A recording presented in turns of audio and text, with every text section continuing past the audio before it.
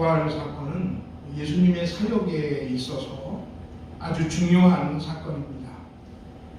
기독교의 가장 중요한 부활의 진리에 대한 그 사실을 우리에게 보여주기 때문에 그래요. 나사로가 죽은 것처럼 우리도 죽습니다.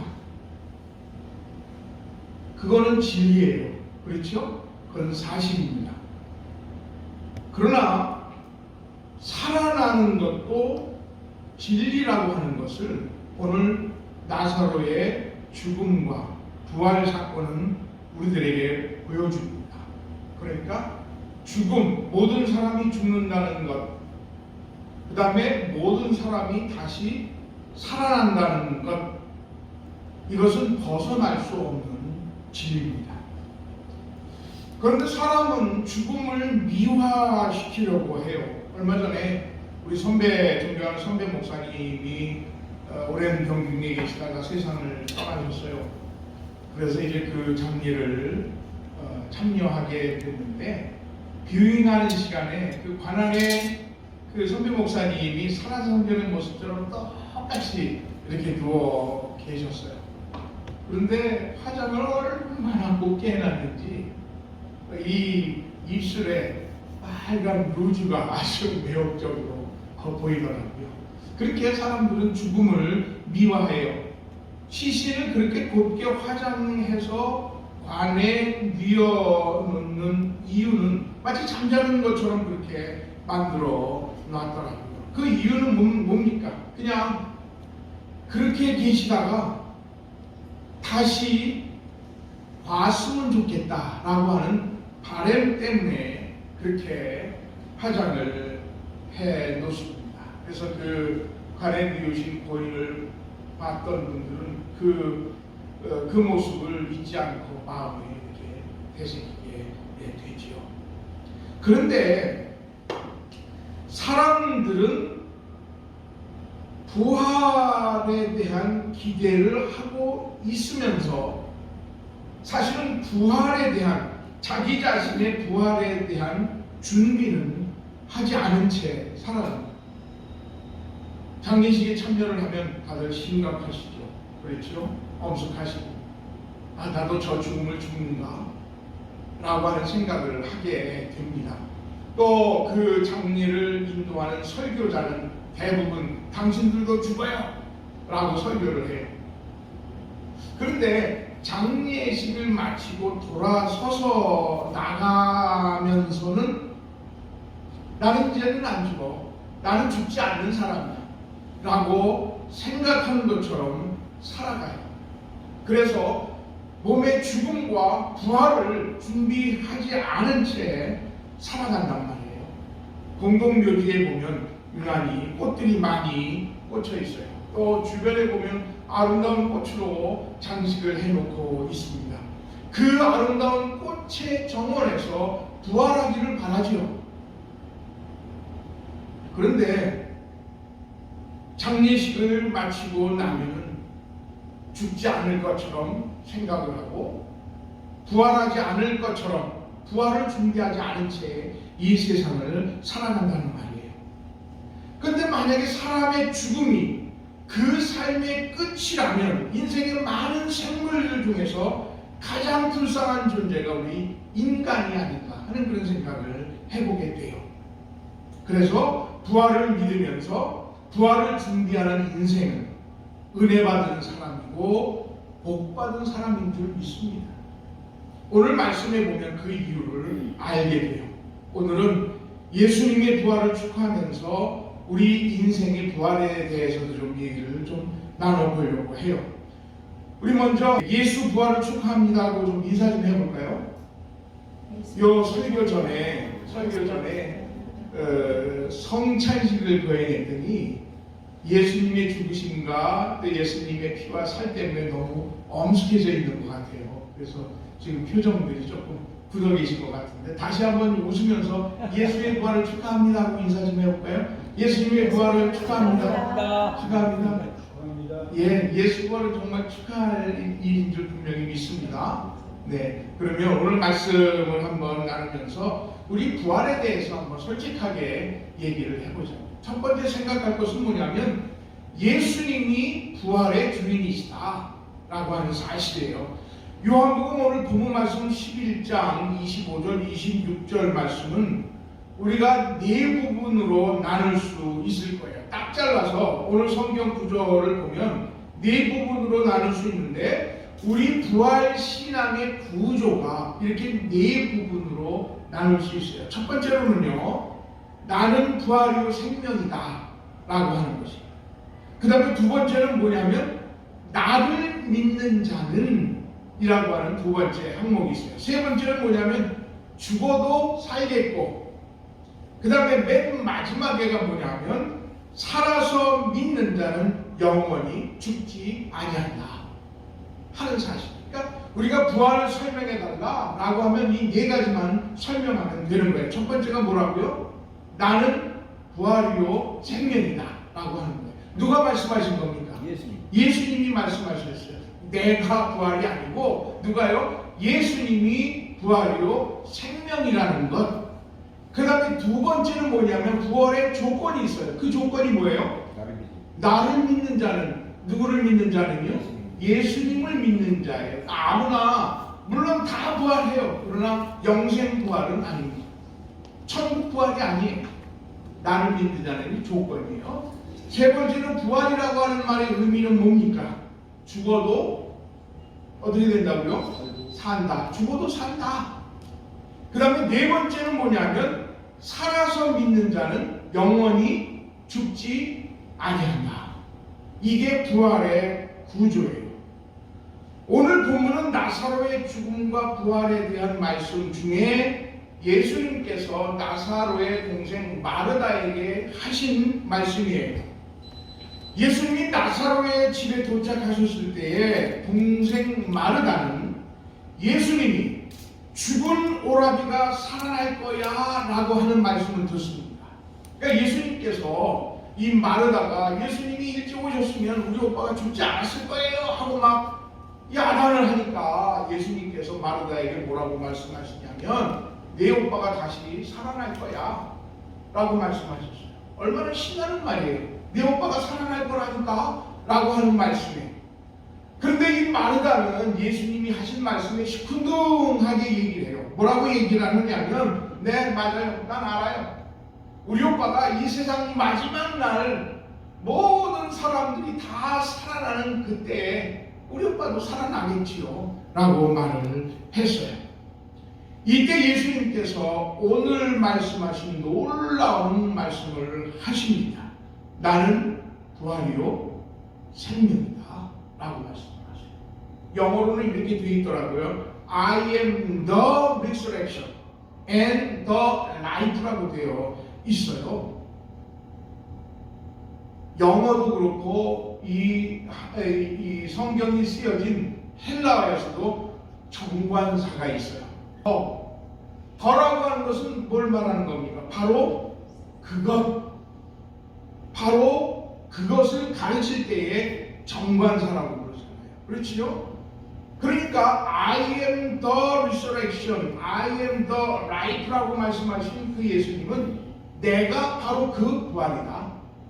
내가 바로 그 생명이다 라고 말씀하신 거예요. 마르다는 저 멀리에 있는 부활을 얘기해요. 세상 끝에 있을 부활을 얘기해요.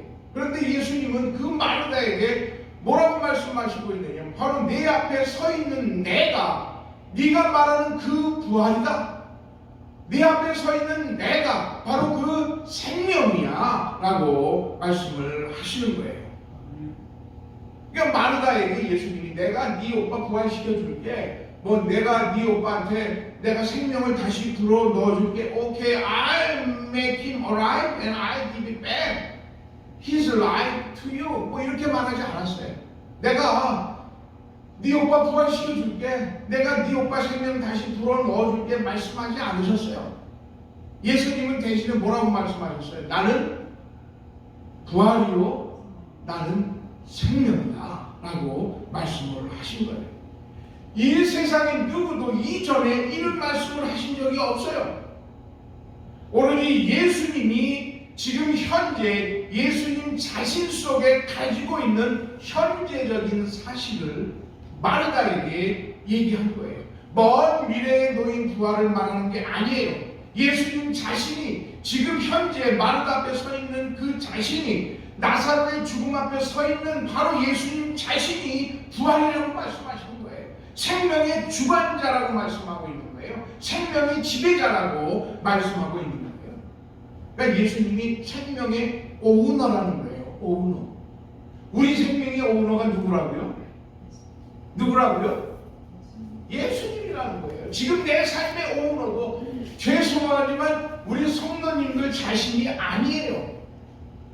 우리는 내 삶이 마치 내 것인 것 마냥 내 삶을 살아가거든요. 아니 내 인생 내가 사는 거지 뭐. 성경은 그렇게 말하고 있지 않아요. 오늘 우리의 생명의 지배자, 생명의 주인, 생명의 오너가 누구시라고 얘기해요? 누구예요? 예수님이시라고 말씀하고 있는 거예요. 그러니까 내가 뭐 죽게 말게 할 필요가 없는 거예요.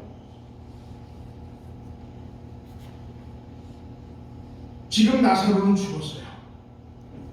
그러나 그 나사로의 생명의 오너가 누구라고요? 누구예요? 예수님이에요. 예수님이기 때문에 지금 나사로는 죽었지만 그 심장 속에, 예수님의 심장 속에 나사로가 살아있기 때문에, 예수님의 생명 싸개 속에 나사로의 생명이 들어있기 때문에 나사로는 죽었지만, 그러나 예수님에게는 죽은 것이 아니에요. 예수님이 바로 이 생명의 오너이기 때문에 그러는 거예요. 그러니까 성경에 나사로가 살아나는 그 모습을 기록했던 그 이유는 바로 예수가 우리 모든 인생의 생명의 주인이라고 하는 것을 증거하는 놀라운 사건 기록이라고 하는 사실이에요. 예수님은 죽을 수 없는 존재이시고 죽지만 다시 살아나시는 하나님이시라고 하는 것을 보여주시는 그 행위가 바로 죽었던 나사로를 살리시는 그 말씀의 내용인 거예요. 그래서 나사로의 부활은 우리 기독교 역사 속에서 아주 중요한 사건이에요. 나사로의 다시 살아나는 그 부활은 예수님의 부활을 예언하시는 거예요. 이렇게 나도 살아날 것이다 하는 것을 보여주는 예언적인 성격이 있어요. 또 우리 성도들은 어떻게 부활할 것인가 라고 하는 것을 보여주는 우리 성도들의 부활의 예표이기도 한 거예요. 요한복음 1장 4절에 보면은 예수 안에 생명이 있다라고 말씀하고 있어요. 기억하십시다. 예수님은요, 생명을 전해주는 대리인이 아니에요. 예수님은 생명을 전해주는 델리버리맨이 아니에요. 예수님은 예수님 자체가 생명이신 겁니다. 믿으십니까? 믿으세요? 예, 예수님은 생명을 전해주는 델리버리맨이 아니에요. 예수님은 예수님 자체가 생명이신 거예요. 예수가 있는 자에게 그래서 생명이 있는 거예요.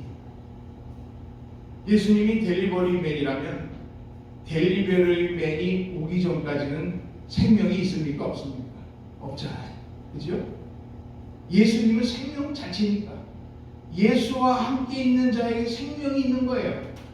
그러나 예수가 없는 자는 생명이 없는 거예요. 나는 부활이요 생명이라고 하는 말은 예수님이 생명의 주인이시고 예수님이 생명의 그 자체라는 것을 말합니다. 두 번째로 우리가 말씀 속에서 생각할 게 있어요. 그게 뭐냐면 이 부활의 가장 중요한 조건 중에 하나가 나를 믿는 자는 이라고 하는 말이에요. 저는 부활이라고 하는 것은 생명의 주인이신 예수님을 경험하는 은혜라고 봅니다. 부활이라고 하는 것은 뭐냐?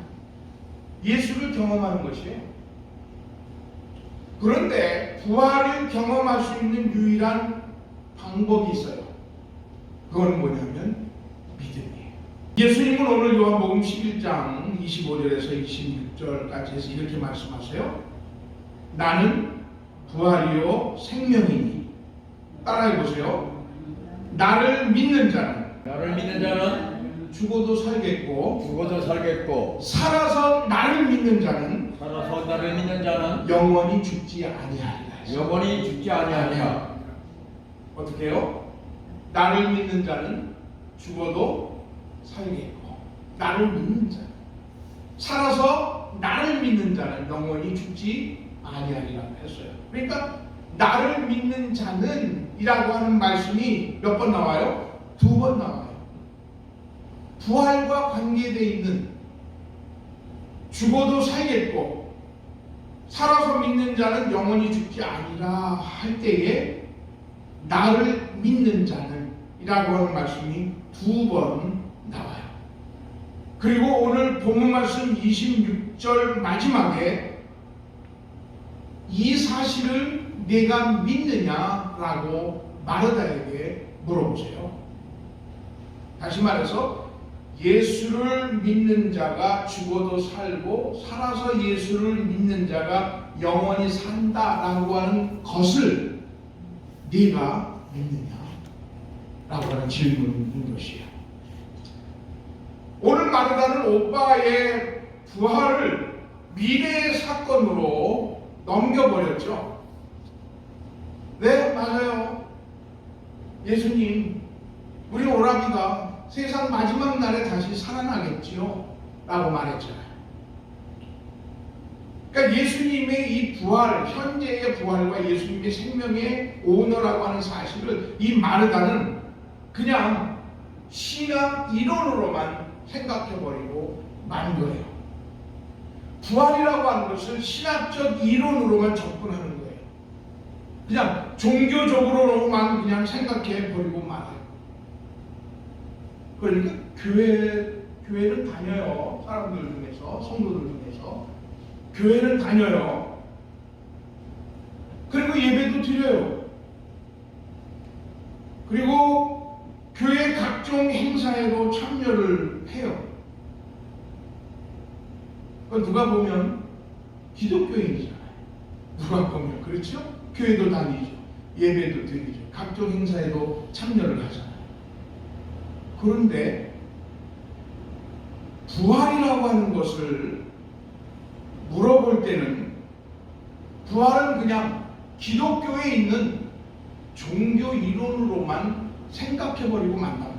나와 관계없는 그냥 먼 미래에 있을 어떤 그냥 교리로만 생각해버리고 마는 거예요.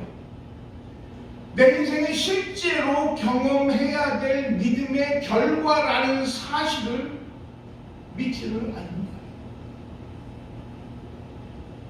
사도 바울이 활동을 하던 초대교회도 예수님이 부활하시고 승천하신 지 얼마 안 됐잖아요. 1세기도 채 안 됐으니까 예수님이 죽으시고 부활하시고 승천하신 지 한 3, 40년이나 됐을까요? 어떤 사람들은 예수님의 부활을 목격한 사람들이 살아있기도 했어요. 사도 바울이 사역할 당시에 요한은 거의 90살 이상을 살았다고 하니까, 예? 그러니까 1세기 말까지도 예수 그리스도의 부활을 목격하고 승천을 목격했던 사람들이 살고 있었어요. 그분들이 온 세계를 다니면서 예수 그리스도의 죽으심과 예수 그리스도의 부활을 증거했다고요. 그런데도 그 당시에도 예수님의 부활을 믿지 않는 사람들이 있었어요. 그래서 고린도전서 15장 12절에 보면은 이런 말씀이 있어요. 그리스도께서 죽은 자 가운데서 다시 살아나셨다 전파되었거늘 너희 중에 어떤 사람들은 어찌하여 죽은 자 가운데서 부활이 없다 하느냐라고 얘기를 했어요. 그러니까 그 당시에 예수님이 부활하셨다는 사실을 분명히 목격한 사람들이 증거했음에도 불구하고 예수 그리스도의 부활이 없고 죽은 사람의 부활이 없다고 말한 사람들이 많이 있었다는 얘기예요. 그런데 오늘날 우리들은 사실 예수 그리스도의 부활을 목격한 적도 없잖아요. 혹시 보셨어요? 누가? 예수님의 부활하신 장면을? 우리는 간접적으로 하나님의 말씀을 통해서 예수 그리스도의 부활을 목격하잖아요. 그런데 오랫동안 신앙생활한 분들 가운데서도 예수 그리스도의 부활을 나의 삶의 현실적인 것으로 믿지 않는 사람들이 많다라는 거예요. 마르다는 부활을 알아요. 그랬죠? 알았죠? 그렇죠? 네 오빠가 살아날 거야. 그러니까 뭐라 그랬어요? 알아요. 저 나중에 온 세상 사람들이 다 살아날 때 우리 오빠도 살아나겠죠. 그랬어요. 요한복음 11장에 보면요 22절에 이런 말씀이 있어요. 마르다가 예수님에게 요청을 해요. 예수님, 이제라도 하나님께 우리 주님이 구하시면 하나님이 우리 오빠를 살려주실 거예요. 그래 예수님이 내 오빠가 살아날 거야 라고 말하셨잖아요. 그때 이 마르다가 뭐라고 부르느냐면 이렇게 얘기해요. 알아요.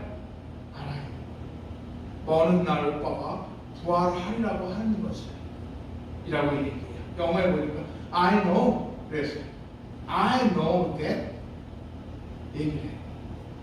또 마지막 날에 부활할 줄 내가 아나이다 라고 했을 때에 Martha answered I know he will rise again. 다시 일어날 거라는 것도 안다고 했어요.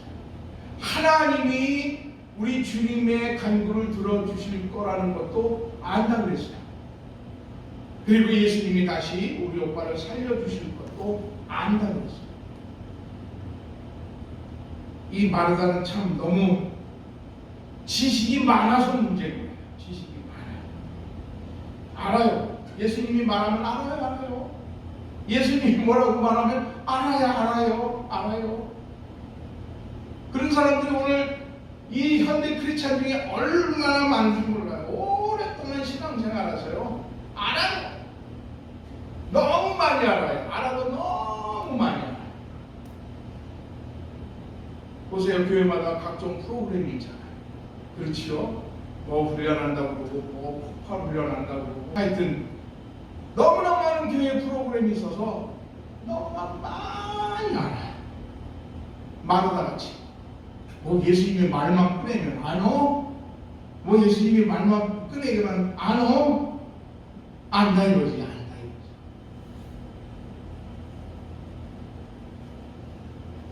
너무 많이 배웠어요. 오늘 현대 교인들의 역설이 많이 알기 위해서 배우는데 사실 우리가 알기 위해서 배우는 건 아니죠. 믿기 위해서 배우는 거 아니겠어요? 그런데 아는 것 때문에 믿지를 못해버리고 말아요. 너무 많이 아는 것 때문에 예수님께서 부활을 얘기하셨어도 I know that, I know this, but I don't believe it. I can't realize it. I will not accept it. 알아요. 그러나 믿지는 못하겠어요. 그게 실제적으로 와닿지도 않고요. 그래서 나는 그거를 받아들일 수가 없어요.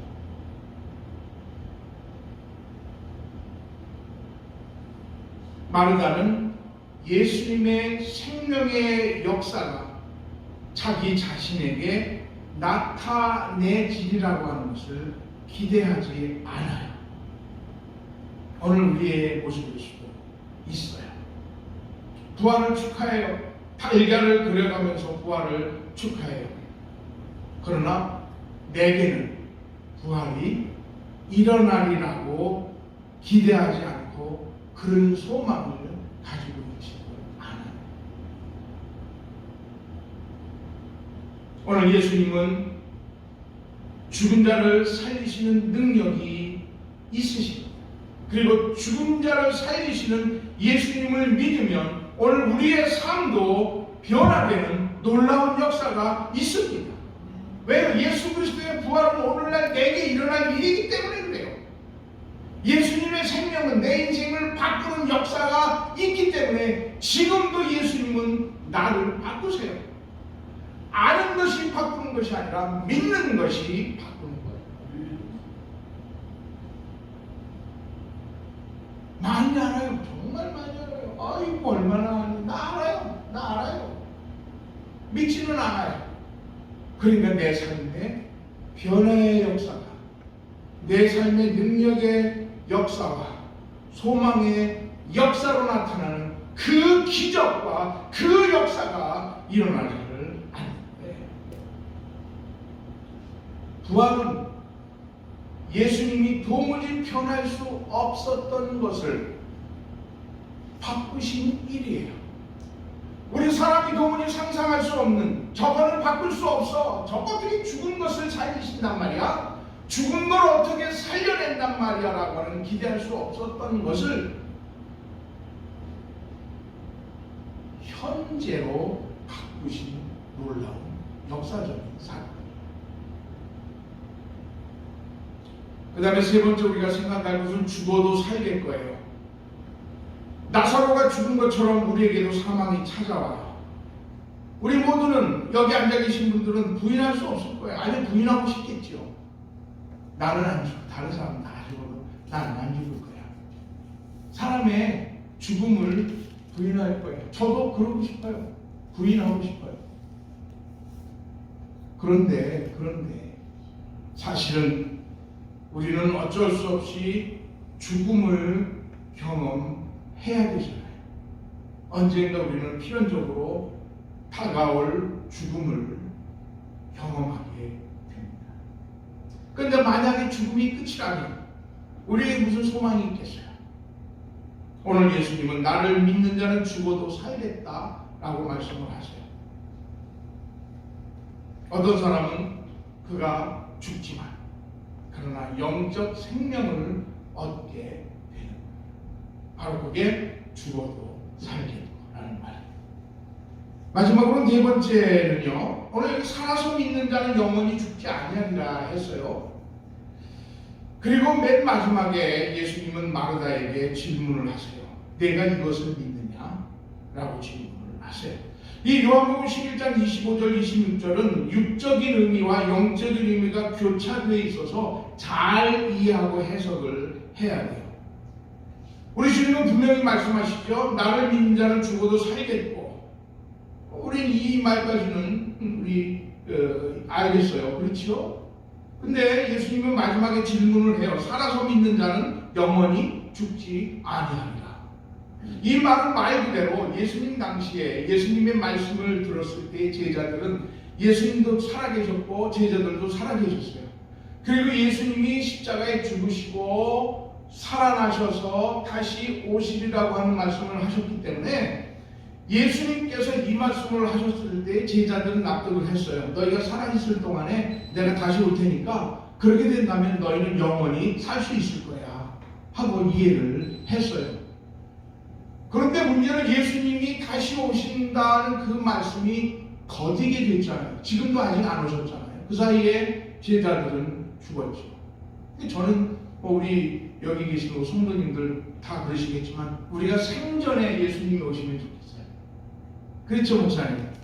우리가 살아있을 때 예수님이 오시면 참 좋겠다는 생각이 들어요. 왜냐하면 이렇게 살다가 죽음 경험하지 않고 그냥 예수님 오시면 저 하늘로 올라가서 살면 살아서 믿는 자는 영원히 죽지 아니하리라 하는 말이 실현되니까 아멘 아닙니까? 그렇죠? 그러나 이제 그거는 우리는 모르는 일이고 우리 생각이고 하나님의 계획을 우리는 알지 못하죠. 그런데 이 요한복음 11장 26절을 잘못 해석하면 이단이 될 수 있어요. 살아서 나를 믿는 자는 영원히 죽지 아니하리라. 살아서 예수 그리스도를 믿는 자는 영원히 죽지 아니하리라고 하는 것을 문자 그대로 해석을 하면 이단이 되는 거예요. 우리 박대선 장로 우리 알죠, 그죠? 전도관에. 근데 그 안에서 조희성이라고 하는 사람이 나왔어요. 영생교 교주인데요. 이 사람은 자기가 영원히 죽지 않는다라고 얘기했어요. 그런데 죽었어요. 그런데 이 조희성과 함께 그 박태선 집단의 그 소사 그 지역에서 벽돌을 굽던 사람이 있어요. 그 사람이 누구냐면 신천지의 이만희 교주. 이만희 교주가 박태선 또 영생교회 조희성의 그 교리를 그대로 본다 가지고 교주인 자기 자신이 영생불사한다라고 하는 교리를 전파해서 지금 한국 사회를 혼란에 만들고 있잖아요. 자기 자신은 영생한다고, 나는 죽지 않는다라고 했어요. 사람들이 정말 조희성 교주는 총회장님은 죽지 않는다라고 생각을 했어요. 근데 지난 3월 20일 날 아주 놀랄만한 쇼킹한 발표가 하나 났어요. 총회장 이만희 씨가 말하기를 하나님이 나를 영생시키시면 영생하겠지만 나를 죽게 하신다면 죽는 거 아니냐라고 말을 했어요. 이걸 이제 그 신천지에서는 교리화시키는 거예요. 총회장이 이제 90이 넘었거든요. 그러니까 이제 노쇠하고 점점 우리가 그때 기자회견에서도 봤지만 정신이 조금 흐려지고 몸이 약해지는 것을 느끼면서 신천지의 지도부에서는 총회장도 죽는다. 그러면 총회장도 죽는다라고 하는 것을 신도들에게 가르쳐서 받아들이게 해야 되지 않느냐. 그러면서 말하기를 총회장이 모세의 길을 간다라고 했어요. 모세도 죽었죠. 그죠? 120살에. 그죠? 예? 저 안도우선 꼭대기에 올라가서 그 시신을 찾을 수 없도록 그렇게 하나님이 가르쳤어요. 아마 신천지도 이만희가 죽을 것이다 라고 하는 것을 생각하고 있는 것 같아요. 그러면 그렇지 않은 지도부가 아닌 다른 사람들은 쇼킹한 일 아니에요. 영생불사라고 해서 14만 4천 명의 이 영계의 그 성인들이 이 6계의 14만 4천 명과 결합이 될 때에 영생불사하는 인원이 14만 4천 명이라고 했는데, 그래서 지금도 한 번에 10,000명씩 14만 4천 명에 들어가기 위해서 시험을 치른다고요. 그 사람들은 총회장 교주도 죽으니 그 사람들도 죽을 거 아니겠어요? 그런데 그 교리의 가장 중요한 뼈대가 이거예요. 살아서 믿는 자는 영원히 죽지 아니하리라.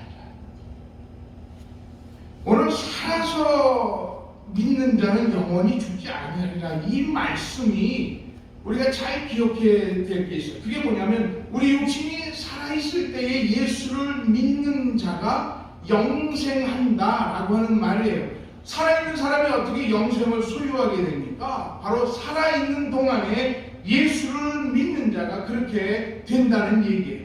육신이 살아있을 때에 예수님은 그래서 잘 믿어야 돼요. 바로 믿어야 돼요. 우리가 살아있는 동안 예수님이 오신다면 그렇게 살아있는 채 영원히 하늘나라에 가게 되니까 살아서 나를 믿는 자는 영원히 죽지 않게 될 것이다 라고 하는 1차적인 의미는 맞아요. 그러나 예수님은 우리에게 현재 살아서 예수 믿을 때 예수 부활의 생명을 우리가 갖게 되기 때문에 우리는 살아있지만 영원히 산다라고 하는 것을 오늘 성경이 말씀하고 있는 거예요. 믿음이라고 하는 것은 예수 그리스도와 연합한 존재가 되는 거예요.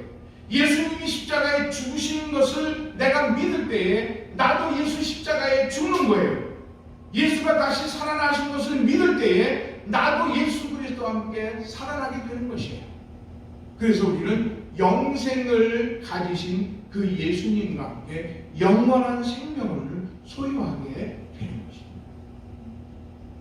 그래서 살아서 믿는 자는 영생한다는 말이 바로 그런 의미가 가지고 있는 거예요. 어제 말씀을 정리할게요. 오늘 부활의 날입니다. 오늘 제 마지막 질문은 이거예요. 우리 사랑하는 성도님들, 예수를 믿을 때에 죽어도 살겠고 살아서 예수를 믿을 때에 영원히 죽지 않는다라는 사실을 믿으십니까? 아멘. 믿으세요? 아멘. 믿으세요? 이거는 마르다에게 향한 질문이 아니라 사실은 나에게 하신 질문. 정말 이 부활의 날에 오늘 저는 부활을 설교를 했는데 부활을 믿으십니까? 아멘.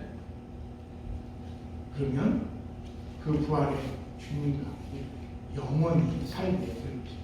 아멘. 오늘 부활의 아침에 영원을 바라보면서 7, 80년의 이 땅의 인생에 어떤 잘되고 흉하고 길하는 것보다는 영원을 바라보면서 살 수 있는 우리 성도들이 될 수 있기를 주님의 이름으로 간절히 축원합니다. 아멘. 기도드리겠습니다.